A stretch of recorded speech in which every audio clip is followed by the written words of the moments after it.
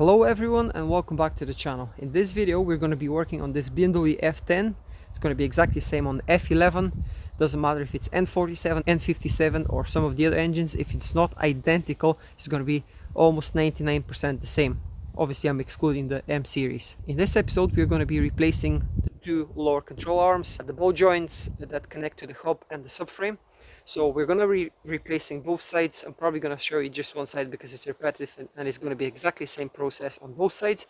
And if you like myself, you want to do the job properly, you want to torque everything to spec and you want to install everything correctly by the book, I'm going to show you the parts I'm going to be using, and I'm going to be showing you the manuals that I use. I'm going to put a link in the description with the manual that I use. Let me just show you very quickly what I'm talking about. So I'm going to make the most of the good weather today and just do the work outside because I have another vehicle on the lift. So this is the manual that I'm using. It's showing you the correct procedure, how to torque the suspension arms in the air if you're working on a lift. And then I've done this off camera. I have all my settings, my torque specs downloaded from Ista. So if you want to use this manual, I'm going to leave a link, as I mentioned, in the description with a discount code KM22. Now, I'm going to show you the parts I'm going to be using, and then we'll start with the removal procedure and with the installation later on. I'm going to quickly show you the suspension arms that I'm going to be using. This is one of the arms, 43762. Let me take it out of the packaging. This is the right hand side ball joint with the connection for the suspension, shock, strut, whatever you want to call it. Of course, Febi, they come with 3-year warranty, they're OE matching. They give you all the bolts and nuts that you're going to require. So I'm going to put this aside. This is the part number for the left hand side. This is 43761. You can see it's written here letter L, so this is for the left hand side, near side, if you're in the UK. And this is again comes with a locking nut, so high quality from Febi. Of course, I'm going to show you the other two parts. I'm also going to put these part numbers in the description, and I always like to clarify, this is not a referral link. I'm not making any money on these parts. I just want to put the part number in the description so you can find it easy on the internet. One of the trailing arms, this is the right hand side, and it's 39980. So this is the right hand side, the driver's side in the UK here if you have a right sided steering wheel.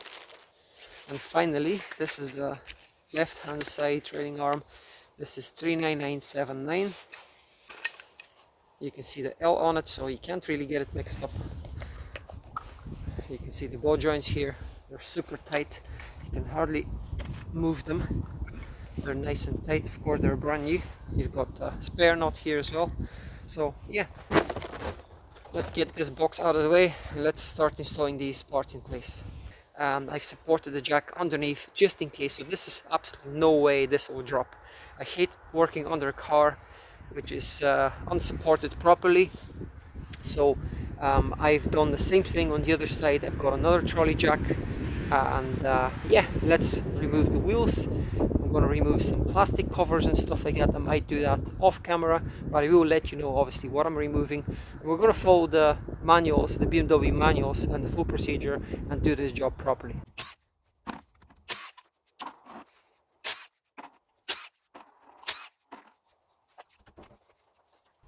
Okay, I've removed the wheel, but I'm going to need some access to the suspension arms, so the next thing to do is to go underneath and remove the under engine plastic cover or splash shield, whatever you want to call it. Let's get that removed.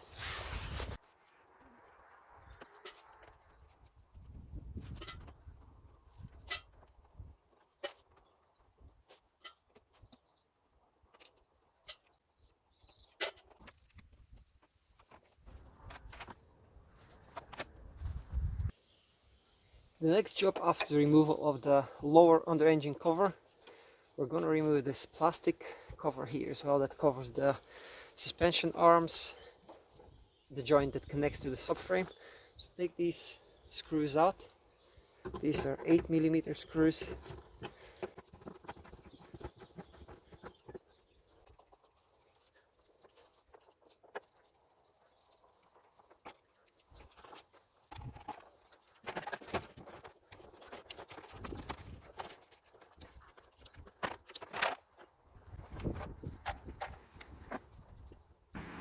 I'm going to take the camera off the stand so I can show you the bushes to see how torn they are.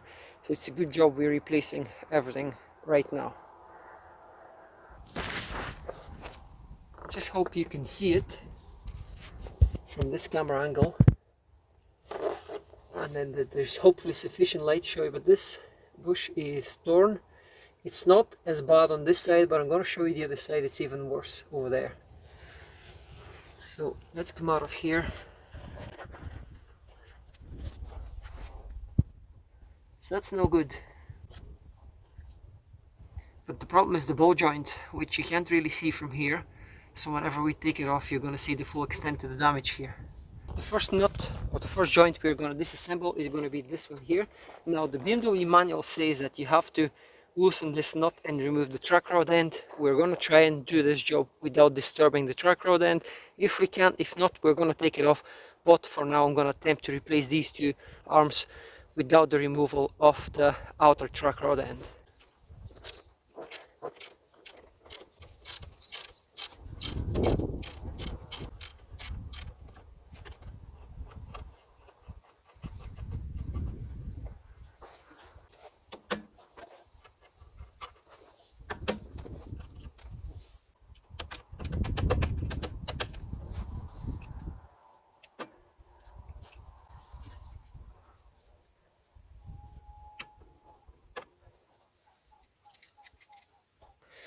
In the next step, we're going to remove this bolt here at the very back that holds the arm to the subframe, and this is 21mm nut, and then this is E20 internal torque socket. This is the type of socket you need, and this is E20. Let me zoom in on the socket itself.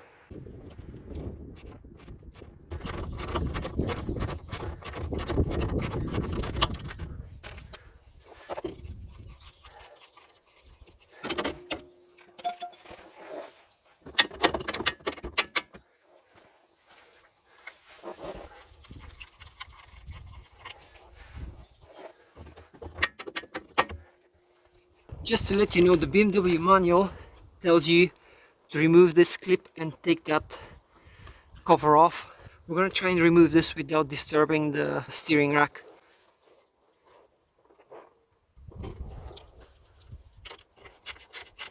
I've turned the steering wheel full right, so I'm confident this is going to allow us to do it without the removal of this rubber boot. So it just shows you don't always have to follow the BMW manual. Just use your common sense, reduce the amount of work you have to do. And if you remove this, you actually could scratch the steering shaft, and even the BMW tells you if you do that, you're going to have to remove the actual rack, and of course we don't want to do that. And that's the bolt out. So just shows you don't have to remove this at all. Just use your common sense, turn full right lock to extend this as much as you can, push it in, and then take your bolt out. The next joint to tackle is going to be the ball joint here with this is the hub. So give it a good fire brush.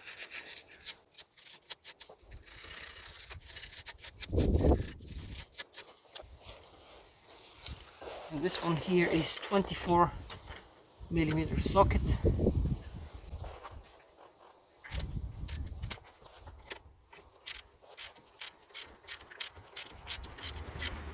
Whenever you start removing this, it's going to start spinning with the bolt.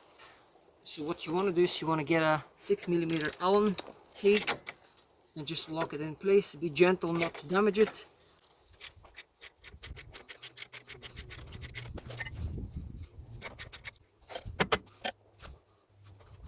Okay, we're going to leave this in place just until we remove the other arm. So let's remove this nut here. Actually, before we do that, we're going to remove the back one, and then secondly we're going to remove this one here, but we want to leave this in place so we can hold it to give us a bit of rigidity here. Okay, I'm going to remove this trailing arm nut and bolt here. So this is 21 and this is E20 internal.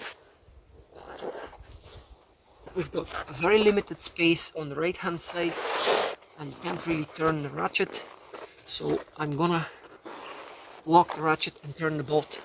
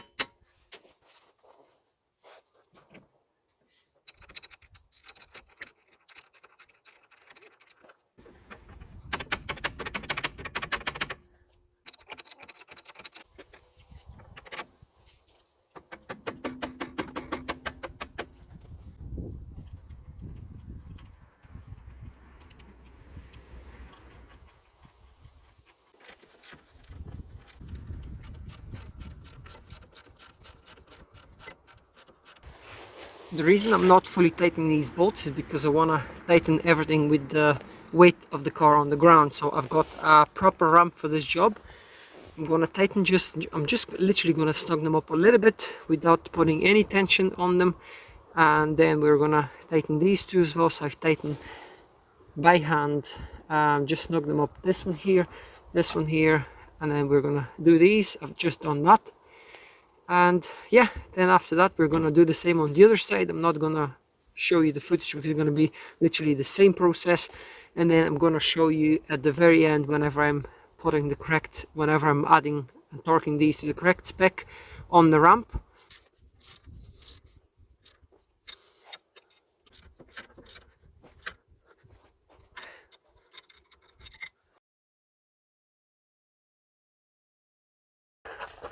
All these joints are going to be tightened with the curb weight on the ground. So I'm going to get my torque wrench, all my tools, and we're going to torque these to specs.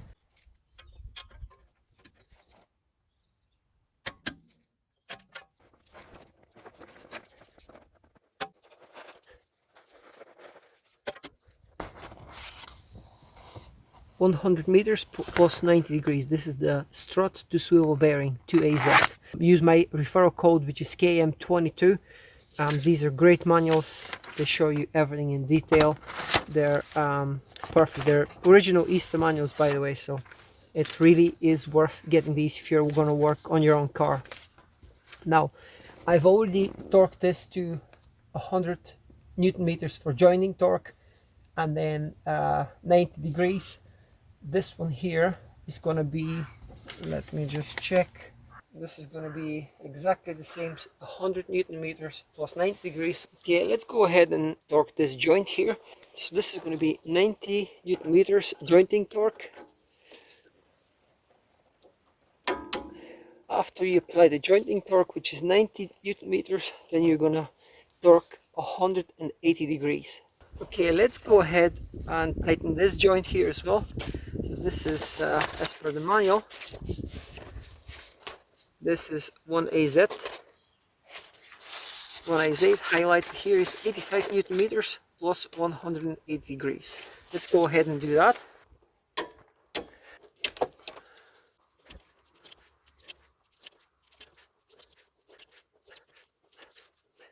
Recommendation is always to tighten the nut and not the bolt, but in this case I literally can't put any tool here because of the stabilizer.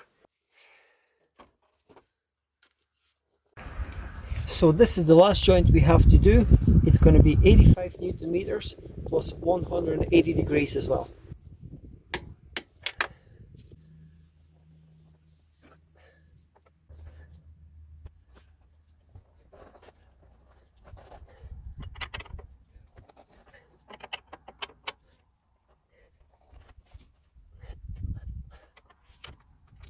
And that's how we tighten suspension on BMW F10 and F11. Hopefully you like this video, guys. If you do like it, hit the thumbs up, subscribe if you're not a subscriber, and I'll see you in the next one.